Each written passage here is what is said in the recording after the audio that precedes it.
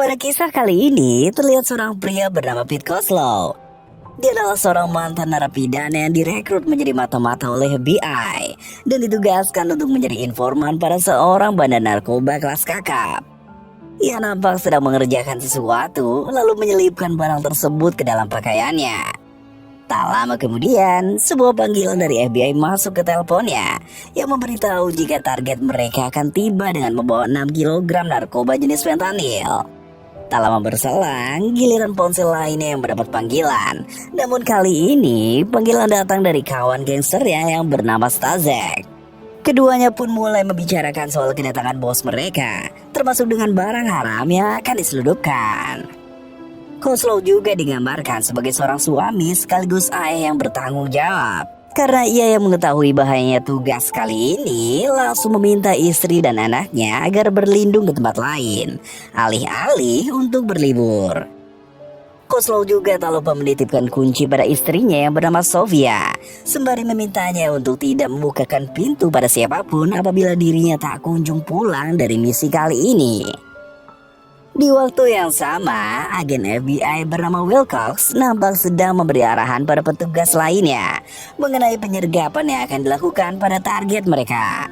Agen FBI yang sebelumnya sempat menghubungi Kozlow juga menjelaskan soal kontribusi mantan narapidana tersebut dalam aksi penyergapan kali ini. Wilcox menegaskan agar semua petugas tidak perlu menangkap atau menyakitinya, kecuali hanya menunggu sinyal instruksi dari Kozlow untuk memulai aksinya nanti. Nah, keesokan harinya, Kozlow menjalani aksinya dengan menemui Stazek di bawah pantauan Wilcox dan pasukannya. Namun tanpa diketahuinya, ternyata Stazek malah mengajak Kozlow untuk bertemu dengan pembeli. Sontak, ia pun bingung karena itu tidak masuk dalam rencananya kemarin. Sama halnya dengan Wilcox yang mau tak mau, kini harus mengikuti pola pergerakan dari targetnya. Setibanya di tempat transaksi, Kozlow yang menjalani perannya dengan sangat baik malah mendapati adanya kejanggalan pada calon pembelinya kali ini. Pasalnya, pria tersebut nampak canggung dan sama sekali tidak terlihat seperti pecandu atau kriminal lainnya. Tidak hanya itu, keanehan juga dirasakan betul oleh Kozlow ketika mengetahui kebohongan calon pembeli itu yang mengaku pernah sama-sama di penjara di Bell Hill. Alhasil, Kozlow pun meyakini jika pria yang ada di depannya merupakan anggota polisi yang mungkin saja sedang bertugas namun tak mengetahui siapa Kozlow sebenarnya. Dengan perlahan, Kozlow berusaha memperingati polisi itu agar meninggalkan tempat tersebut. Karena bagaimanapun juga, nyawa polisi itu bisa saja terancam. Namun respon mengejutkan malah ditunjukkan oleh polisi penyamar itu dengan mengeluarkan pistol seolah ia ingin menakut-nakuti Kozlow. Bukannya berhasil kabur dan menyelamatkan diri atau menangkap kawanan Kozlow, polisi itu malah tumbang setelah tembakan Stazek berhasil mengenai tubuhnya. Mendapati aksi tersebut, Kozlow pun kesal karena skenario awal yang telah disusunnya bersama Wilcox menjadi berantakan. Ia lalu keluar dari tempat tersebut dengan alasan ingin merokok yang sebenarnya merupakan kode dari Kozlow agar Wilcox dan satuannya bisa segera mengamankan tempat itu.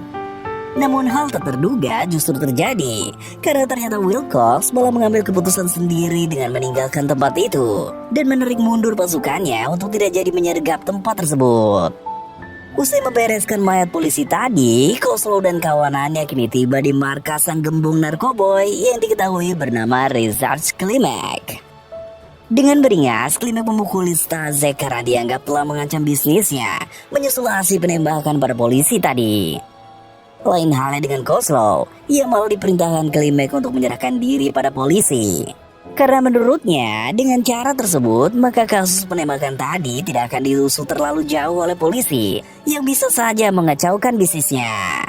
Bahkan Klimek juga menjamin jika masa tahanan Kozlow tidak akan berlangsung lama, karena ia pun telah menyiapkan tim pengacara untuk mempersingkat masa tahanannya. Namun, ternyata rencana tersebut tidak hanya sekedar untuk menutupi kasus penembakan tadi saja. Gembong narkoboy itu juga berniat untuk menjadikan Kozlow sebagai penyuplai barang haram di penjara tersebut. Sialnya lagi, Klimek ternyata juga telah menahan istri dan anak Kozlow yang semakin membuat permintaannya tak bisa ditolak lagi oleh mantan narapidana itu. Di tepian sungai, mantan polisi yang diketahui bernama Daniel Gomez akhirnya ditemukan oleh petugas polisi lainnya. Termasuk diantaranya adalah Edward Greens yang merupakan petugas divisi organisasi kriminal sekaligus menjadi atasan dari mendiang Daniel di satuannya. Di tempat yang berbeda, Kozlow nampak sedang bertemu dengan Wilcox dan mulai meminta kejelasan terkait keputusan yang diambil agen FBI itu saat penembakan Daniel terjadi. Namun, bukannya mendapat penjelasan, Kozlow seolah malah disalahkan karena telah membiarkan seorang polisi tewas terbunuh dalam insiden tersebut. Tidak hanya itu, pengakuannya soal rencana Klimek yang ingin menempatkannya di penjara malah membuatnya justru semakin dalam terjerumus pada misi kali ini. Karena Wilcox meminta Kozlow untuk tetap memenuhi keinginan Klimek agar nantinya ia bisa mendapatkan bukti peredaran barang haram di sana. Mendengar pernyataan tersebut jelas membuat Kozlow kesal. Namun ia sendiri tak bisa berbuat banyak karena atasan Wilcox malah balik mengancamnya dengan segala tuntutan hukum yang seolah benar-benar menempatkan Kozlow sebagai pembunuh Daniel. Seolah tak memiliki pilihan lain, Kozlow kini hanya bisa menuruti permintaan Klimek untuk masuk penjara sekaligus berperan sebagai informan bagi FBI. Namun tanpa diketahui oleh siapapun, ternyata Kozlow telah mengantisipasi semua kejadian yang dialaminya. Hal ini terlihat dari percakapannya dengan FBI yang selalu ia rekam dalam kaset pita. Beralih ke Edward, ia yang masih belum terima dengan kematian anak buahnya, mulai mencari berbagai informasi mengenai sosok yang dicurigainya telah menjadi pembunuh Daniel. Ia bahkan sempat mencurigai Kozlow sebagai sosok di balik kematian anak buahnya. Namun dari sinilah mulai terungkap bahwa Kozlow sejatinya merupakan mantan anggota militer, sekaligus juga menjadi informan bagi FBI. Meski awalnya Edward sempat ragu, namun ia nampak begitu penasaran pada sosok Kozlow yang masih dicurigainya ada di balik peran besar Klimek. Di malam yang berbeda, perayaan jelang dimasukkannya Kozlow ke penjara pun dilakukan. Nampak Klimek yang datang bersama istrinya untuk melangsungkan makan malam bersama Kozlow dan Sofia. Tidak ada hal yang aneh dalam pertemuan malam itu. Namun yang menarik adalah nampak Edward yang ternyata telah mengintai rumah Kozlow sedari tadi jauh sebelum kedatangan Klimek di sana. Tidak hanya dibuat curiga oleh kedatangan si gembong narkoboy itu, namun Edward juga dibuat bingung ketika keesokan harinya ia mendapati Kozlow yang sedang ditangkap oleh polisi di halaman rumahnya. Seolah tak ingin dirundung dengan rasa penasarannya, Edward pun akhirnya mendatangi Wilcox di kantor FBI.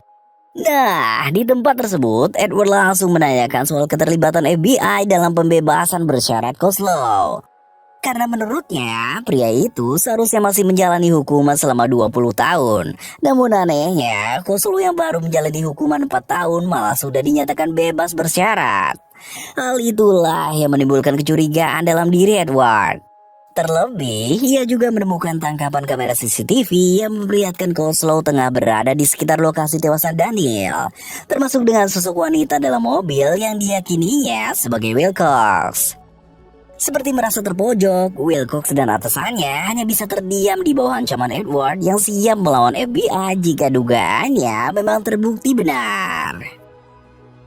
Di dalam penjara, Kozlow ditempatkan dalam satu sel besar bersama dengan napi lainnya.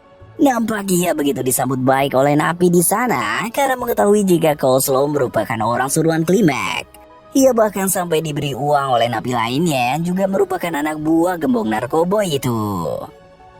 Sementara itu, di tempat lainnya, Sofia terlihat tengah memasukkan bungkusan barang haram ke dalam bangkai burung merpati, yang kemudian diangkut oleh drone dan dijatuhkan tepat di atap area penjara. Ternyata ini merupakan siasat yang dilakukan Klimek dalam menjalankan bisnis peredaran barang haram di penjara. Karena keesokan harinya, Kozlow yang mendapat tugas di bagian kebersihan berhasil mendapati bangkai burung tersebut dan segera memasukkannya ke dalam kantong sampah.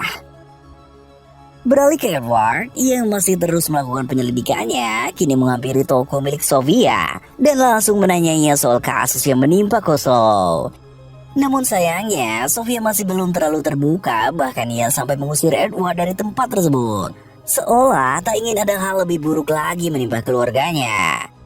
Mendapati penolakan dari wanita itu, Edward pun lalu meninggalkan kartu namanya dengan berharap agar Sofia bisa menghubunginya jika sesuatu terjadi pada wanita tersebut. Edward juga mengatakan jika dirinya akan mengusut tuntas kasus yang menimpa Kozlow, bahkan bisa memperjuangkan kebebasannya apabila Sofia bersedia membantunya. Kembali ke Koslow, ia yang mulai bisa mengedarkan barang haram di penjara, malah kini dihampiri oleh salah satu napi dari geng lainnya diketahui bernama Fermin. Ternyata napi itu hanya ingin menghubungkan Koslow dengan Edward melalui panggilan radio. Dari sinilah Edward secara terang-terangan mengatakan jika tak lama lagi ada geng lainnya di penjara yang akan menghabisi Koslow untuk memberikan informasi apapun mengenai kematian Daniel.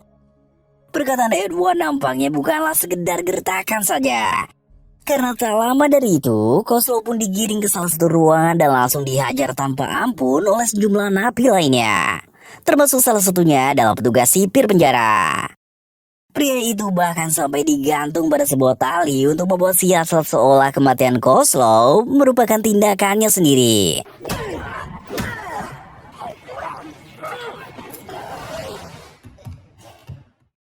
Namun tak lama kemudian, Koslow pun akhirnya mengakui jika dirinya hanyalah seorang informan dan bekerja untuk mengorek segala informasi tentang Klimek. Mendengar pengakuan tersebut, sekelompok napi kulit hitam itu pun lalu melepaskan jeratan tali di leher Koslow. Dan terungkaplah jika mereka merupakan rival bisnis gembong narkoba itu. Sementara itu, di kantor FBI, Wilcox dan atasannya yang bernama Kate Montgomery kini dibuat panik. Karena ternyata Edward benar-benar melakukan aksi nekat dengan mendatangi langsung penjara Bell Hill yang menjadi tempat Koslow dihukum.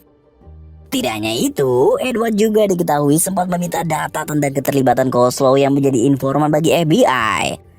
Namun dari sinilah mulai terungkap bahwa ternyata Montgomery dan Wilcox melibatkan Koslow sebagai informan secara diam-diam tanpa diketahui oleh kantor pusat FBI.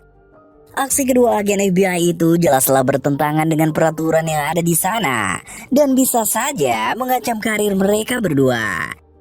Namun sialnya, Montgomery malah menyuruh Wilcox untuk melenyapkan Koslow. Mendengar perintah tersebut, Wilcox jelas menolaknya mentah-mentah. Karena bagaimanapun juga, Koslow telah berkontribusi banyak dalam aksi mereka selama ini. Terlebih, mantan militer itu juga memiliki keluarga yang tak bisa ditinggalkan begitu saja. Seolah tak ingin berdebat dengan bawahannya, Montgomery malah menyebut jika karir Wilcox akan sangat terancam, bahkan bisa sampai di penjara jika ia tak segera menghabisi Koslow. Karena menurutnya hanya ada nama Wilcox dan Koslow saja dalam dokumen mereka. Kembali ke Koslow, ia yang telah mengantongi nama-nama orang yang terlibat dalam bisnis Klimek di penjara akhirnya memberitahukannya pada Wilcox sesuai dengan perintah awal yang diberikan oleh FBI kepadanya. Namun kecurigaan langsung dirasakan oleh Koslow. Karena Wilcox yang seharusnya senang dengan kabar tersebut malah hanya terdiam dan tak memberikan tanggapan satu kata pun. Seolah menemukan ada yang tak beres dengan FBI, Koslow pun langsung menghubungi Sofia dan memintanya untuk segera menyelamatkan diri bersama anak mereka. Karena ia merasa FBI telah mengkhianatinya.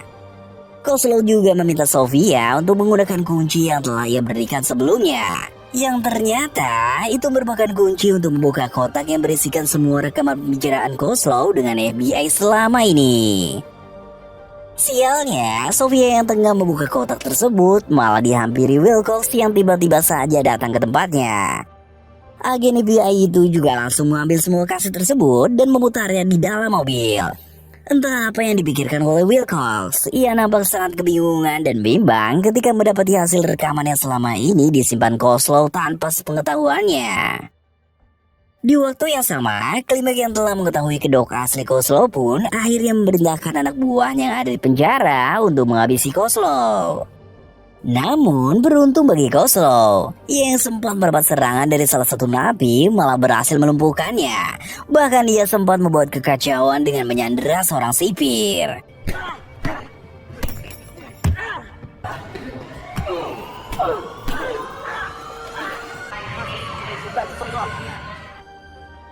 Sementara itu, Stasek dan anak buah Klimek lainnya kini terlihat tengah mendatangi Sofia.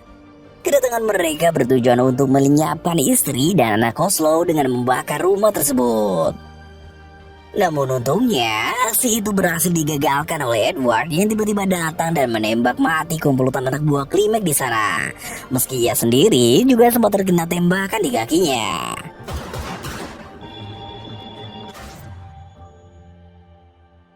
Kembali ke Kozlov, ia yang telah terkepung malah dengan cerdik menukarkan pakaiannya dengan seragam sipir yang disandaranya tadi untuk mengelabui sejumlah petugas yang akan menangkapnya. Melalui siasatnya tersebut, sniper yang berjaga akhirnya melepaskan tembakannya ke arah sipir yang tengah mengenakan pakaian narapidana. Tembakan itu juga yang secara tak langsung juga telah memicu ledakan pada tabung gas yang telah dipasang Kozlov sebelumnya. Alhasil, sebuah ledakan besar pun terjadi tepat di ruangan tempat Kozlov berada.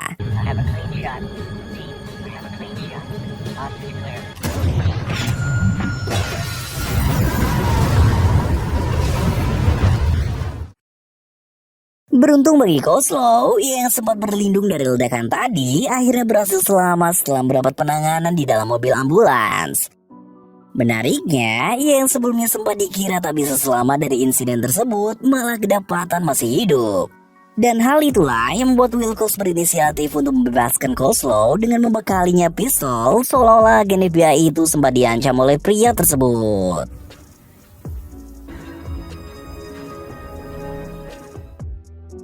Di sebuah kapal wisata, Wilcox yang menemui Montgomery kembali dicari perintah atasannya itu, yang menyuruhnya agar segera menemukan dan menghabisi Kozlov.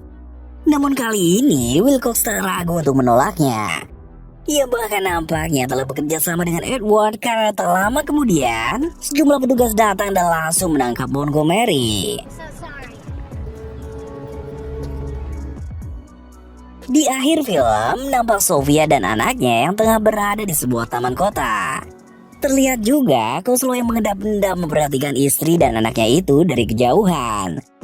Namun sayangnya, ia tak bisa lebih dekat dengan keluarganya tersebut. Menyusul adanya sejumlah agen FBI yang membuntuti setiap aktivitas dari Sofia dan anaknya.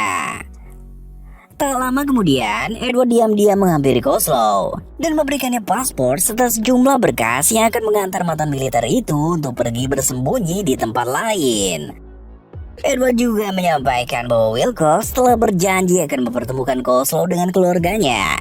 Setidaknya selama beberapa bulan ke depan atau setelah penyelidikan kasus korupsi di penjara terselesaikan. Dan kisah ini pun berakhir.